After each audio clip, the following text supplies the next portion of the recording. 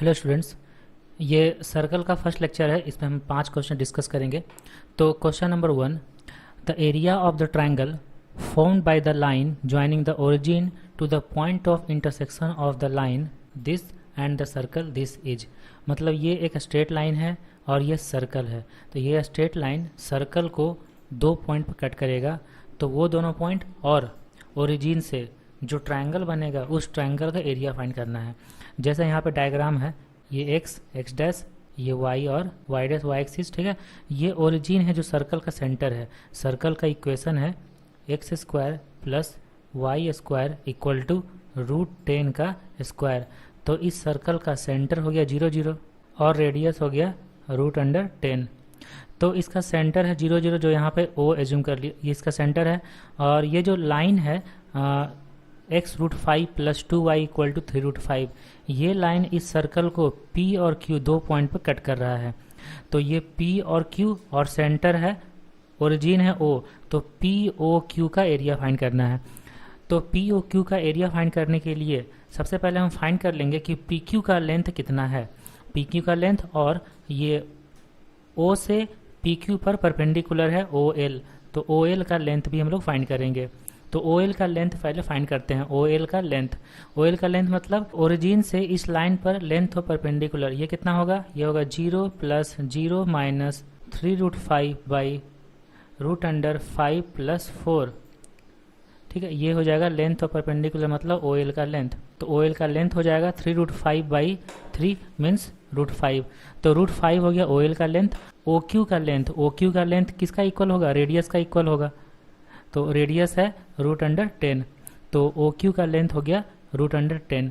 अब हम लोग ट्रायंगल कंसिडर करते हैं इन ट्रायंगल OQL। तो QL का लेंथ फाइंड करना है। तो QL का लेंथ होगा √OQ का स्क्वायर माइनस OL का स्क्वायर। तो √OQ है √10, OQ का स्क्वायर हो जाएगा 10 माइनस OL होगा √5, तो OL का स्क्वायर 5, तो ये होगा √5। तो √5 हो गया QL। तो अगर ओरिजिन से किसी कॉर्ड पर परपेंडिकुलर ड्रॉ करते हैं तो वो कॉर्ड को बाइसेक्ट करता है। इसका मतलब QL और LP दोनों इक्वल होगा। तो यहाँ से PQ का लेंथ मिल जाएगा। PQ का लेंथ होगा 2 टाइम्स ऑफ QL, मतलब 2 इंटू √5। तो PQ का लेंथ मिल गया और OL है परपेंडिकुलर। तो हम लोग area of triangle POQ find कर सकते हैं। ये होगा हाफ इंटू बेस हो गया PQ इंटू हाइट हो गया OL। हाफ इंटू PQ का लेंथ है 2√5 इंटू OL का लेंथ है √5। तो यहाँ से आ गया 5 स्क्वायर यूनिट्स, ठीक है। क्लियर हुआ क्वेश्चन। अब है question number 2, let A be the centre of the circle है x square plus y square minus 2x minus 4y minus 20 equal to 0 and b 1,7 and d 4, -2 are points on the circle. Then if tangents be drawn at b and d which meet at c, then area of quadrilateral ABCD is। तो ABCD जो quadrilateral बन रहा है उसका area find करना है। Okay, तो इसका डायग्राम पहले बना लेते हैं। तो ये है इसका डायग्राम, जिसका ये एक सर्कल है जिसका सेंटर A है और इस सर्कल पर 2 पॉइंट है, एक B और एक D। तो B का कोऑर्डिनेट 1,7, D का कोऑर्डिनेट 4, -2। तो B पर एक टेंजेंट है और D पर एक टेंजेंट है, दोनों टेंजेंट C पर मीट कर रहा है, ठीक है। तो क्या करना है? ABCD क्वाड्रिलेटरल जो फॉर्म हुआ इसका एरिया फाइंड करना है। तो हम लोग क्या करेंगे, पहले पॉइंट C फाइंड करते हैं। C कैसे फाइंड करेंगे? B पर टेंजेंट का इक्वेशन लिखेंगे, D पर टेंजेंट का इक्वेशन लिखेंगे और दोनों टेंजेंट को सॉल्व करेंगे तो पॉइंट C मिल जाएगा, ठीक है। पॉइंट C पहले फाइंड करेंगे। तो सर्कल का इक्वेशन दिया हुआ है x square plus y square minus 2x minus 4y minus 20 equal to 0। तो हम लोग टेंजेंट का इक्वेशन फाइंड करेंगे B पर। Equation of tangent at B 1,7 और टेंजेंट का इक्वेशन क्या होता है? t equal to 0। तो t इक्वल 0 करते हैं, मतलब x1 x into 1 plus y1 y into 7 minus x plus x1 minus 2x को लिखेंगे x प्लस x1, तो x प्लस 1 माइनस 2 इंटू और 2y को लिखेंगे y plus y1 y plus 7 minus 20 equal to 0। तो यहाँ से सॉल्व करते हैं तो ये होगा 7y minus 2y -1 -14 -20 equal to 0। तो 5y -35 इक्वल टू 0 मीन्स यहाँ से आ जाएगा y -7 इक्वल टू 0। तो ये हो गया टेंजेंट एट b पर। ओके, अब हम लोग फाइंड करेंगे equation of tangent eight d। तो d का कोऑर्डिनेट है 4, -2। तो इस पर हम लोग टेंजेंट का इक्वेशन फाइंड करेंगे। ये होगा t इक्वल टू 0। तो x into 4 plus y into -2 minus x plus 4 -2 into y -2 -20 equal to 0। तो यहाँ से हो जाएगा 3x -4y और +4 -4 ये कट जाएगा तो -20 इक्वल टू 0। तो ये हो गया टेंजेंट एट पॉइंट D। अब ये दोनों टेंजेंट को सॉल्व करेंगे तो पॉइंट C मिलेगा। ये दोनों टेंजेंट को सॉल्व करते हैं तो फर्स्ट वाले से आ गया y equal to 7। y equal to 7 यहाँ पे रखेंगे तो 3x -28 -20 इक्वल टू 0। तो 3x इक्वल टू 48 और x इक्वल टू होगा 16। x equal to 16, y equal to 7, मतलब c का कोऑर्डिनेट आ गया 16,7। ठीक है, c का कोऑर्डिनेट मिल गया। a तो था सेंटर, तो सर्कल का इक्वेशन से हम लोग रेडियस फाइंड करेंगे तो ए बी मिल जाएगा। ठीक है, ए बी मिल जाएगा। ये ट्रायंगल और ये ट्रायंगल दोनों ट्रायंगल कॉन्वेंट होता है, तो इस ट्रायंगल का एरिया फाइंड करेंगे, उसको 2 से मल्टीप्लाई कर देंगे। और इस ट्रायंगल का एरिया कैसे फाइंड करेंगे? Half into B C into A B. ठीक है, क्योंकि परपेंडिकुलर है ना, राइट एंगल ट्रायंगल है, तो half into base into height से हम लोग फाइंड कर लेंगे। तो सर्कल का इक्वेशन है x² plus y² -2x -4y -20 equal to 0। तो इसका सेंटर है 1,2। तो इसका अब रेडियस फाइंड करते हैं। इसका रेडियस होगा √1 + 4 + 20 मीन्स 5। रेडियस 5 हो गया। ओके, अब हम लोग B से C का लेंथ फाइंड करते हैं। तो B से C का लेंथ फाइंड करते हैं। B से C का लेंथ कितना होगा? तो √16 - 1 मीन्स 15 का होल स्क्वायर, मतलब 225 + 7 - 70। तो 15 लेंथ हो गया BC का। तो अब एरिया फाइंड करते हैं। एरिया ऑफ ABCD जो क्वाड्रिलेटरल पूरा बना उसका एरिया फाइंड करते हैं। 2 इंटू एरिया ऑफ ABC ये होगा। तो 2 इंटू एरिया ऑफ ABC होगा हाफ इंटू बेस है BC इंटू हाइट है AB। 2 इंटू 1/2 और BC का लेंथ है 15 और AB का लेंथ है 5। ये 2 कट गया तो आंसर हो गया 75 स्क्वायर यूनिट्स। ठीक है, तो 75 स्क्वायर यूनिट्स हो गया क्वाड्रिलेटरल का एरिया। क्लियर हुआ क्वेश्चन अच्छे से? अब नेक्स्ट क्वेश्चन है question number 3। If the straight line AX + BY equal to 2, A और B not equal to 0 touches the circle x² + y² -2x equal to 3 and is normal to the circle x² + y² -4y equal to 6। इस circle पर normal है। Then the values of A and B are respectively, मतलब A और B का value find करना है। तो ये जो स्ट्रेट लाइन है इस सर्कल को टच कर रहा है और इस सर्कल पर नॉर्मल है। तो एक हम लोग रफ डायग्राम बना सकते हैं।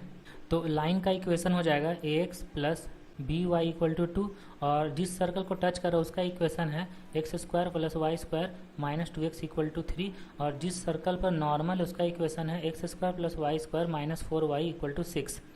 ठीक है, तो इस जिस पर नॉर्मल है उस सर्कल का सेंटर कितना है? 0,2। तो सर्कल का सेंटर 0,2 है। तो फर्स्ट इक्वेशन हम लोग इससे ये बना सकते हैं कि ये लाइन इस सर्कल पे नॉर्मल है तो उसका सेंटर से क्रॉस करेगा, मतलब 0,2 उस स्ट्रेट लाइन को सेटिस्फाई करेगा। AX + BY इक्वल टू 2 को सेटिस्फाई करेगा। तो सेटिस्फाई कराते हैं तो 0 + 2B इक्वल टू 2। तो यहाँ से B का वैल्यू आ गया 1। ठीक है, B का वैल्यू 1 आ गया, सेटिस्फाई करवा दिए। दूसरा, अगर ये लाइन इस सर्कल को टच कर रहा है तो सेंटर से उस लाइन पर परपेंडिकुलर रेडियस का इक्वल होगा। तो इस सर्कल का सेंटर है 1,0 और इसका रेडियस हो जाएगा, इसका रेडियस फाइंड करते हैं। इसका रेडियस हो गया 2। तो इस सर्कल का सेंटर 1,0 रेडियस 2, तो सेंटर से perpendicular distance equal to radius होगा।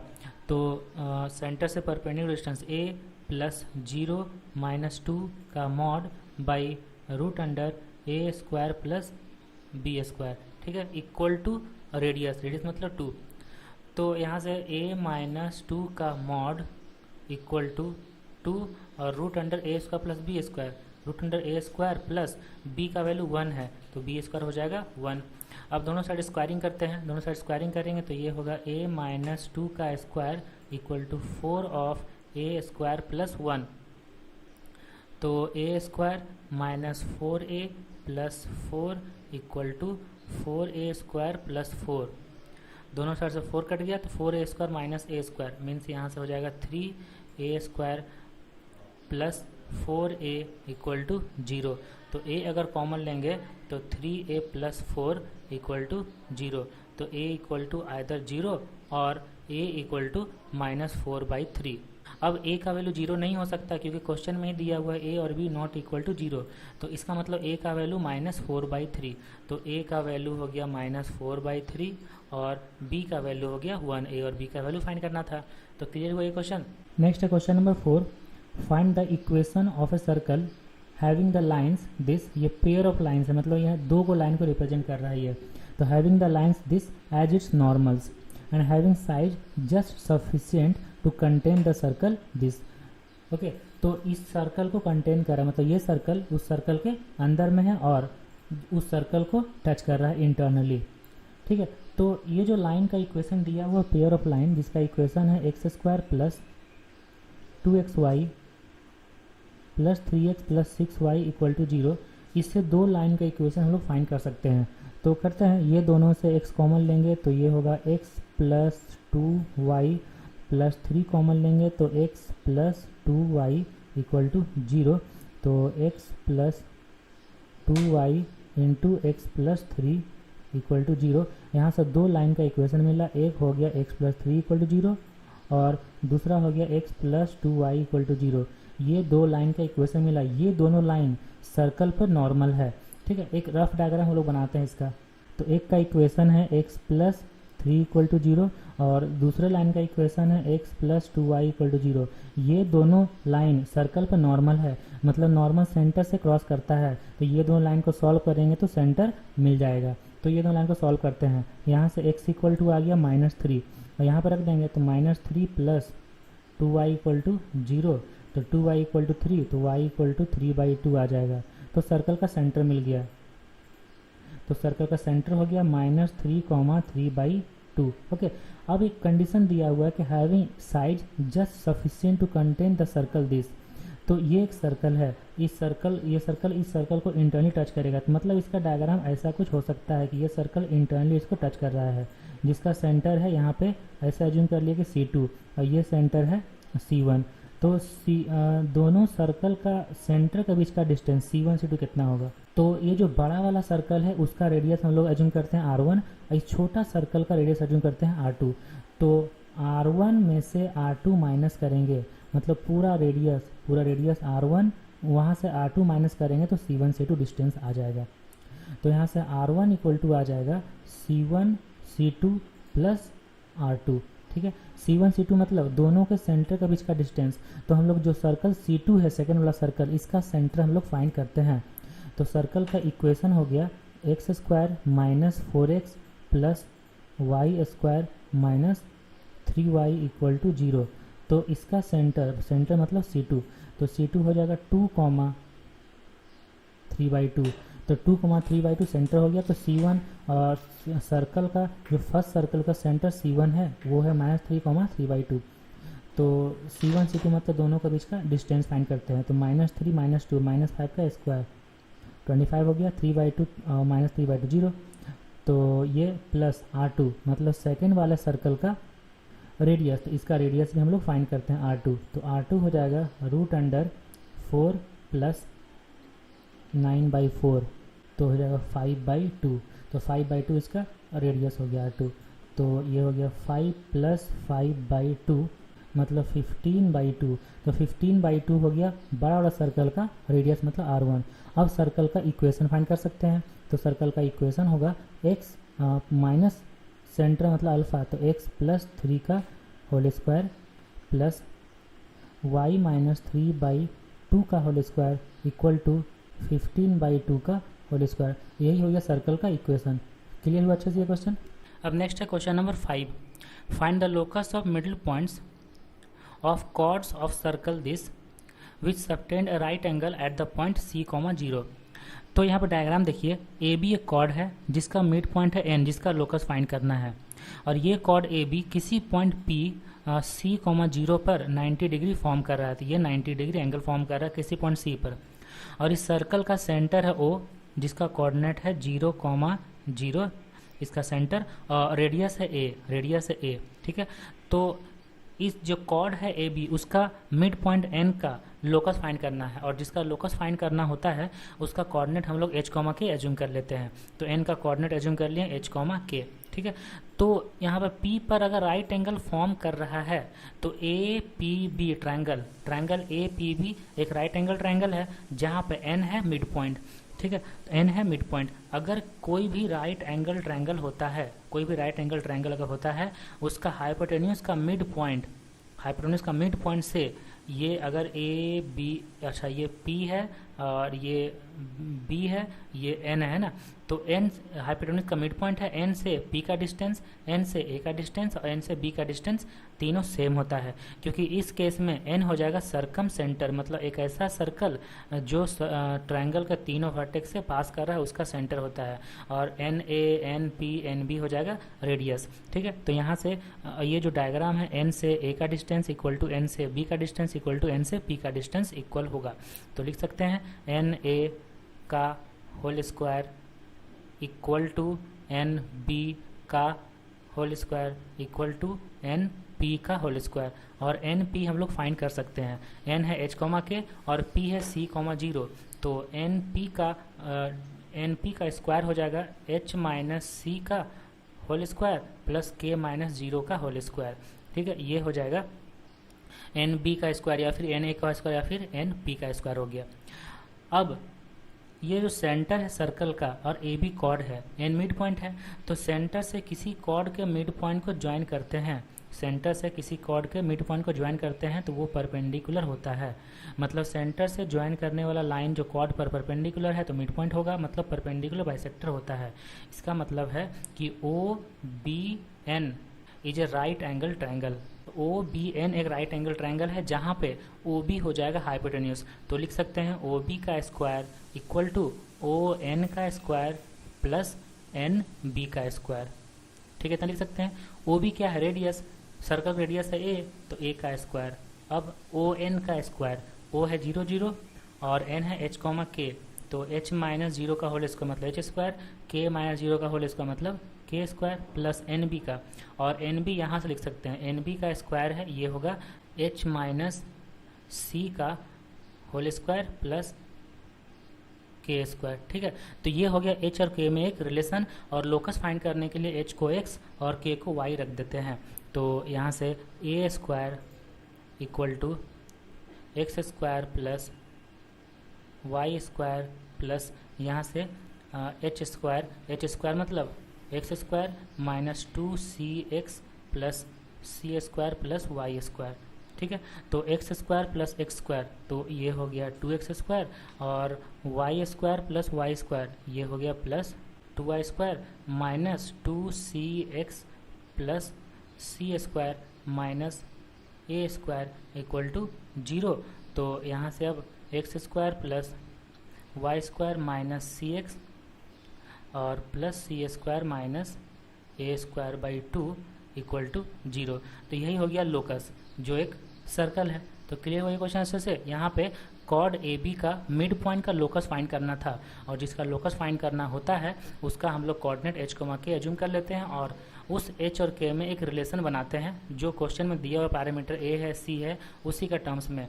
तो यहाँ पे h k c a के टर्म में एक रिलेशन आया, और लोकस फाइंड करने के लिए h को x और k को y रख दिया जाता है। तो क्लियर हुआ। तो ये लेक्चर था जिसमें हम लोग सर्कल का 5 क्वेश्चन डिस्कस किए हैं, और लेक्चर 2 भी हम लोग का सर्कल चलेगा जिसमें 5 क्वेश्चन डिस्कस करेंगे। Thanks for watching.